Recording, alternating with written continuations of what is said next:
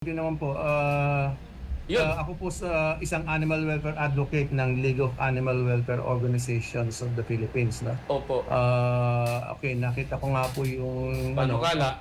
panukala. Actually, isa to sa mga congressmen at mga senadors na lalapitan namin na dahil sa kanilang mukhang animal welfare advocate, no? Oo. Marami ngayon na lumulutang na mga senators and congressmen, no?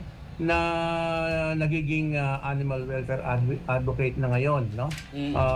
Kaya ang nangyayari diyan siyempre itong mga fanatiko, no, at saka yung mga desperado na rin naman ng mga pet lovers or animal enthusiasts, siyempre pag nakakarinig ng mga ganitong mga balita, no, lalo na yung nag-iisip na pag pinalo yung aso, paluin din dapat sa ulo yung no, yung offender. So siyempre maraming alam naman natin na sa huling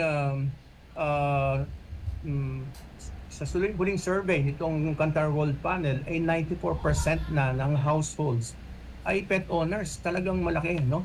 Malaki na sila. Actually, sa mga botante, out of 69 million, 65.5 million ang botanteng pet owners. Kaya talagang ang trend ngayon, itong mga politiko ay nililigawan na, no? Ang mga pet owners kasi karamihan dyan hindi masyadong utak ayuda, no?